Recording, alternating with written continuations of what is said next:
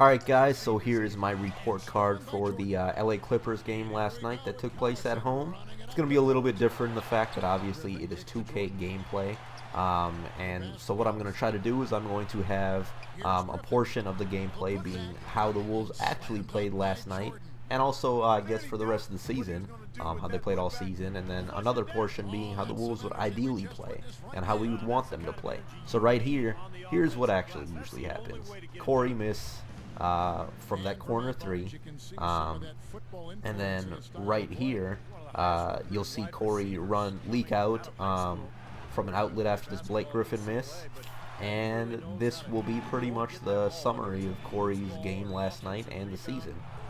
Some boneheaded plays. I'm going to give Corey a C on the game last night. He played decently on offense. He knocked down a corner three actually during the course of the game, but he also went negative 22 on the 90 plus minus column, as did the rest of the starters. They all went negative, but Corey just took a lot of gambles, as he usually does, but they did pay off more so than they did in the Brooklyn game, and it really showed on some three-point attempts for the Clippers. Kmart, on the other hand, he's also getting a C because he went 4 for 14 from the field for 12 points. Just not really what we need out of him. There was also some extremely atrocious defense from Kmart, more so than we've come to expect from him during the course of a game. There was a play in the third quarter where he was already running to the other side of the court in JaVale McGee fashion before the play was over, which resulted in 2 points. And also during the first part of the first quarter, in the first part of the game, Kmart was just extremely lost on defense. For the last couple of plays, you saw Robbie Hummel with an alley-oop to himself. That might have not happened yesterday, but I think he provided a lot of energy and spark off the bench, as the rest of the bench did, which is surprising to say, because we all know how poorly they've performed the rest of the season. But Shabazz, Robbie, Dante, Chase, I think I'm going to give them all A's for the game last night, just because I came in, as I'm sure that you all did, with very low expectations after that 24-point deficit in the fourth quarter, and Gorgie as well with an A. Because, like I said, we all came in with very low expectations, and they brought it within 8. Played with a lot of heart, a lot of focus. Robbie was knocking down threes. Chase was making some slashes that I haven't seen him make in quite a while. Gorgie was adding a defensive presence. He was perfect from the field and from the free throw line once again. He did end up negative on the night with a -4, but I still think his defensive presence, even though he only had 1 block, I think his performance with the rest of the team and his offensive game and some of his short mid-range jumpers, they definitely contributed more so than we thought they would have with that other group, and they helped bring us back into the game. You'll notice I'm leaving JJ out right now. JJ had a C from me on the game. He went 2 for 10 on the game from the field, 0 for 1 from deep. He did have a plus 19 on the night. He had 8 assists, but he made some very questionable shot choices, as he usually does throughout the course of a game. One particular play, he came down on a fast break and shot a 3 in true JJ fashion. He did distribute the ball well, but only to DC in my recollection of it. Usually JJ only passes the ball to DC on those screen and rolls. Other than that, I really don't see him pass the ball to other people very often. It's usually those dribble out the quarter or dribble out the shot clock and take a shot. But I will give him props for distributing the ball to DC well, and drawing a couple charges on Chris Paul. Other than that, Gorgie, right here, he had a fantastic pass to Chase in 2K, but in real life last night he had another fantastic pass to Chase, who slashed into the lane on one occurrence last night that I can remember very clearly. So Gorgie's assist game and his passing game, at least in the half-court offense, it's quite surprising to me. I wasn't expecting that out of him from a big man, and I think he's going to excel next year.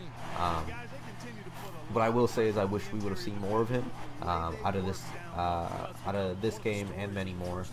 He only had 19 minutes on the night tonight, although Peck was only playing for 7, I believe, after he went out for the rest of the game.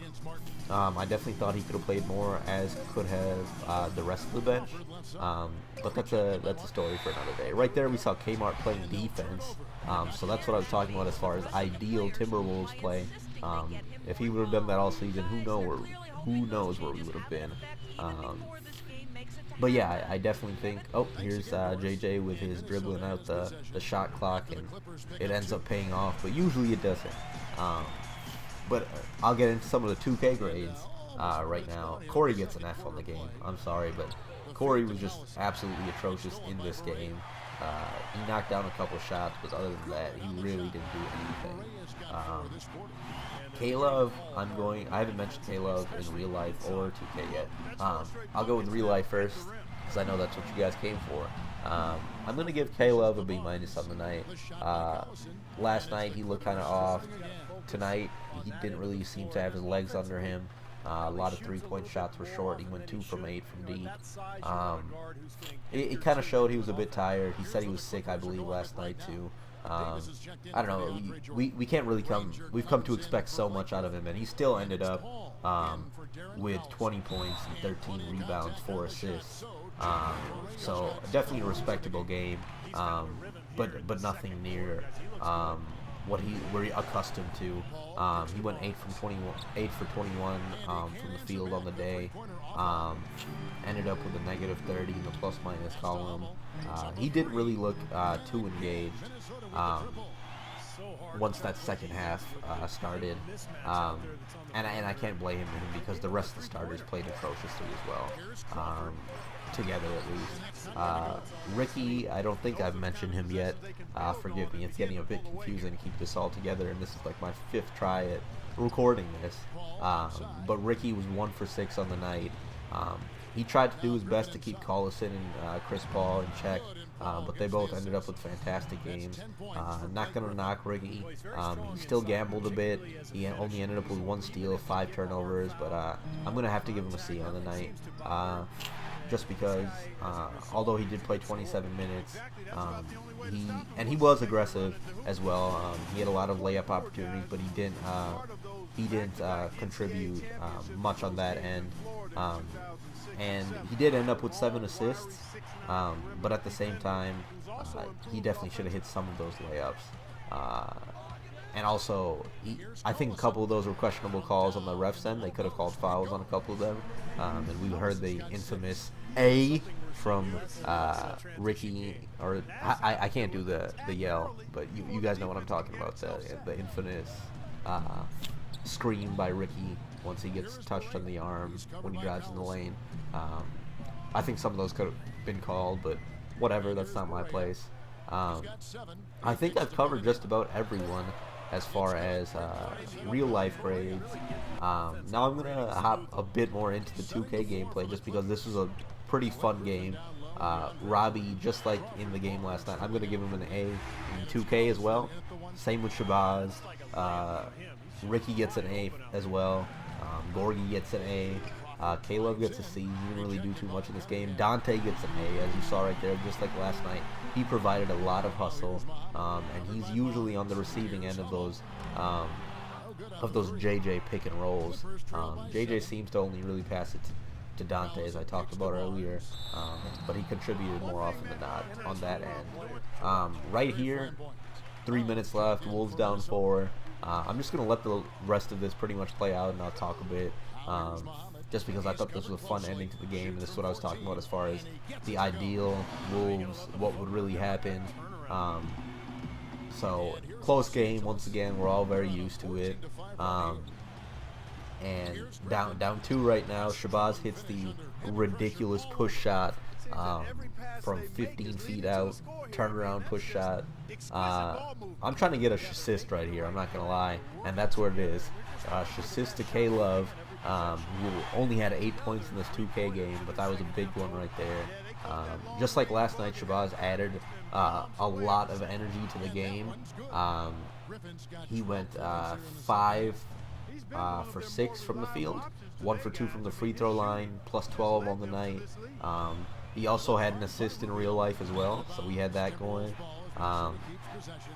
Robbie went 3 for 4 from deep. As I said, Chase made a lot of cuts last night that I hadn't seen in a while, especially that one that I saw from Gorgie during the game. Right here, that was a crazy pass. I've never seen K-Love do that in 2K, but I think K-Love's passing game has definitely increased, but I wish Shabazz would have capitalized on that. It's whatever, though. But yeah, that was pretty sick. Gorgie was huge in this 2K game. You'll see later, but right here closes the gap to within 1 with 2 minutes left. We're all used to this story. Wolves down within 4. Last couple minutes. Are they gonna choke? Are they not? You'll have just keep watching. It was a great 2K game.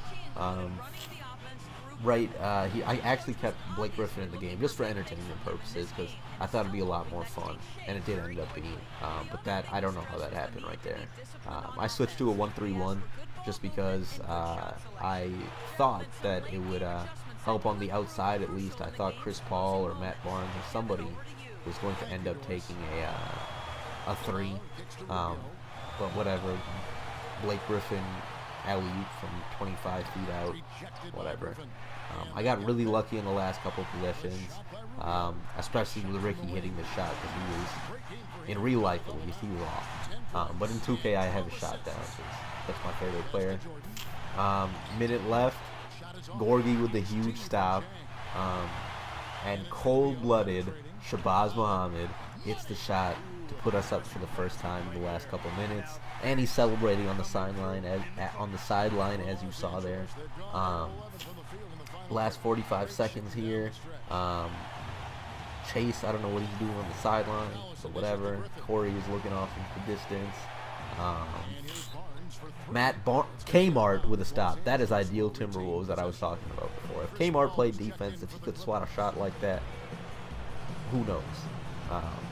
But big stop right there. And right here, Chris Paul with the choke, as he did once before in Target Center with the free throws a couple years ago. I just want to throw that in there because I don't like Chris Paul or the Clippers at all. But that's a different story for a different day. Right here, I don't know what I was doing on the joystick. I was getting nervous. My palms were sweaty. Last couple seconds of the game, and Ricky with a crazy pass to Gorgie. And then look at that celebration. He's crumping. Gorgie is crumping. So yeah, we had that going for us. Everything was going right in this 2K game, unlike the Wolves season so far. That didn't go in. I wish it did. And right here, you're going to see the reason that I think.